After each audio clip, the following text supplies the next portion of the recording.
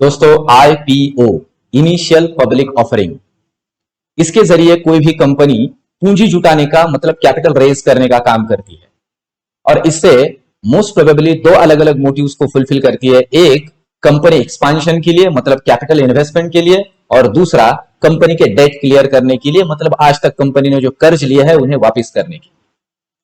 साथ ही साथ ये आईपीओ आपके मेरे लिए एज ए इन्वेस्टर दो अलग अलग बेनिफिट्स लेके आता है, एक लॉन्ग टर्म इन्वेस्टमेंट के पॉइंट ऑफ व्यू से और दूसरा शॉर्ट टर्म मतलब लिस्टिंग गेन के पॉइंट ऑफ व्यू से। तो चलिए दोस्तों, मैं संदीप जोशी आपके अपने यूट्यूब चैनल मार्केट गुरु फाइनेंशियल ट्रेनिंग सेंटर पे आपका स्वागत करता हूं और आज हम करते हैं रिव्यू एक आईपीओ का जिसका नाम है डोल्डा डेयरीज।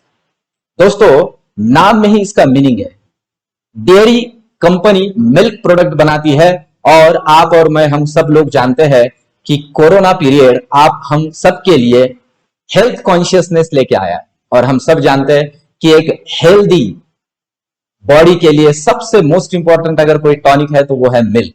तो दोस्तों ये कंपनी इनकॉर्पोरेटेड हुई है 1995 में, हैदराबाद बेस्ड और साउथ इंडिया के अंदर इनका सबसे ज्यादा प्रेजेंस है। दोस्तों ये इसलिए जरूरी है कि कंपनी का प्रोडक्ट मैटर करता है आगे चल के उस कंपनी की प्रॉफिटेबिलिटी, पोटेंशियलिटी और अल्टीमेटली हमें जो उससे गेन मिलने वाला है उसके लिए। तो दोस्तों ये कंपनी मिल्क और मिल्क से रिलेटेड प्रोडक्ट बनाती है और साथ ही साथ कंपनी का प्रोफाइल अगर हम देखते हैं तो कंपनी यहां उनके प्रोडक्ट अलग अलग ब्रांड नेम से मार्केट के अंदर लेके आती है, जिसके अंदर डोल्डा, डोल्डा डेयरीज और केसी प्लस। और इसके अलावा दोस्तों खास करके इस कंपनी का इंटरनेशनल प्रेजेंस भी है, जिसके अंदर कंपनी डोल्डा डेयरीज, डेयरी टॉप और डोल्डा प्लस नाम से अलग अलग ब्रांड नेम से प्रोडक्ट मार्केट के अंदर लाती है। इंडिया के अंदर कंपनी उनके प्रोडक्ट मोस्ट प्रोबेबली ज्यादा से ज्यादा बेचती है आंध्र प्रदेश, तेलंगाना, कर्नाटका, तमिलनाडु और महाराष्ट्र के अंदर। इसके अलावा कंपनी का ओवरसीज प्रेजेंस भी है, मतलब कंपनी बाहर की कंट्री के अंदर भी प्रेजेंट है, जिसके अंदर युगांडा और केनिया के अंदर कंपनी अपने प्रोडक्ट्स बेचती है। तो दोस्तों देखते हैं कंपनी के प्रोडक्ट्स, क्या क्या कंपनी प्रोडक्ट मार्केट के अंदर लेके आती है या प्रोडक्ट हमें ऑफर करती है। बेसिकली अगर देखा जाए तो कंपनी डेयरी से रिलेटेड जितने भी प्रोडक्ट है उनका प्रोक्योरमेंट, प्रोसेसिंग, डिस्ट्रीब्यूशन, मार्केटिंग का काम करती है, जिसके अंदर डेयरी मतलब मिल्क और मिल्क से रिलेटेड प्रोडक्ट, और वो हम सबको पता है मिल्क रिलेटेड प्रोडक्ट जिसके अंदर कंपनी कर्ड है, बटर है, घी, आइसक्रीम, इसके अलावा फ्लेवर्ड मिल्क वगैरह वगैरह इस तरह के प्रोडक्ट्स मार्केट के अंदर लेके आती है।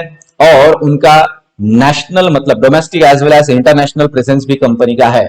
इसके अलावा अगर कंपनी का स्ट्रक्चर देखते हैं तो कंपनी के नियर अबाउट 13 अलग अलग प्लांट है, जिसके अंदर कंपनी जो भी रॉ मटेरियल है, जिसके अंदर मिल्क और मिल्क से मैन्युफैक्चर होने वाले dairy based value added products को बनाने का काम करती है। इसके अलावा कंपनी के अलग अलग 40 सेल्स ऑफिसेस और अलग अलग नियर अबाउट 3336 डिस्ट्रीब्यूशन एजेंट्स है, जिसके अंदर 863 मिल्क डिस्ट्रीब्यूटर और 449 product of distributors across the 11 state. India के अंदर अलग अलग 11 स्टेट के अंदर कंपनी ये प्रोडक्ट इस तरह से बेचती है। और सबसे इंपॉर्टेंट बात दोस्तों, कंपनी इंडिया की 3rd largest milk producer company है। आप सोच सकते हो इंडिया की 3rd लार्जेस्ट, इसका मतलब यह है कंपनी अगर इतना प्रोडक्शन करती है तो इसका मतलब कंपनी का प्रोडक्ट बिकता भी है। ओके, तो कंपनी का प्रोडक्ट बिकता भी है तब यह प्रोडक्शन होता है। इसका मतलब है कंपनी फूड प्रोडक्ट के अंदर खास करके मिल्क में एक अच्छा खासा मार्केट कैप्चर किए हुए है। तो देखते हैं दोस्तों कंपनी का फाइनेंशियल। देखिए बेसिक लेवल पे फाइनेंशियल्स इनिशियली देखने होते हैं, क्योंकि जैसे मैंने आपसे कहा कि इसमें ज्यादा डिटेल में जाके भी कुछ ज्यादा मतलब नहीं होता है। अब आगे चल के कंपनी किस तरह से काम कर सकती है इसका एक स्नैपशॉट मिलता है हमें कि कंपनी अभी तक कैसे काम कर रही है। तो अगर कंपनी का ओवरऑल हम फाइनेंशियल्स देखते हैं तो कंपनी का बैलेंस शीट एक जस्ट बेसिक लेवल पे अगर हम ओवरव्यू करते हैं तो सबसे इंपॉर्टेंट पार्ट होता है बैलेंस शीट के अंदर कंपनी का एसेट। अगर हम देखें यहां आपको जो डिटेल्स दिए हैं 2018 से लेकर 2020 तक, तो आप देखिए साल दर साल कंपनी का एसेट बढ़ता ही गया है। ये एकदम बेसिक लेवल का एनालिसिस है जो हम सबको पता है कि एसेट बढ़ना चाहिए। तो देखिए कंपनी का एसेट बढ़ रहा है, नॉर्मली एसेट बढ़ता ही गया है। जैसे 2018 में जो 600 करोड़ था, फिर वो नियर अबाउट 751 करोड़ हुआ, फिर 800 करोड़ हुआ, फिर 818 करोड़ हुआ। इस तरह से वो ग्रेजुअली बढ़ता ही गया है। साथ ही साथ कंपनी का रेवेन्यू, दोस्तों रेवेन्यू का मतलब होता है कंपनी का इनकम।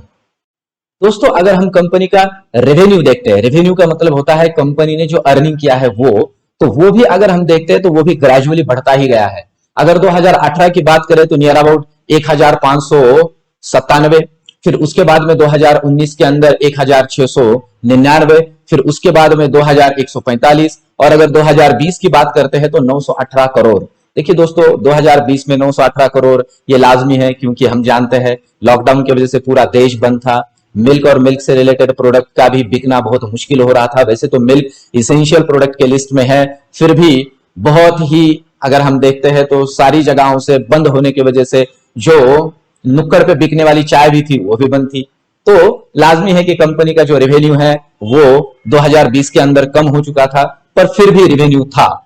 इसके अलावा अगर हम प्रॉफिटेबिलिटी की बात करते हैं दोस्तों कंपनी की, तो प्रॉफिटेबिलिटी भी कंपनी की अच्छी खासी है, जिसके अंदर हम देखते हैं 2018 के अंदर अगर हम देखते हैं तो वो नियर अबाउट 56 करोड़ है, फिर 62 करोड़ है, फिर 49 करोड़ है, फिर 74 करोड़ है।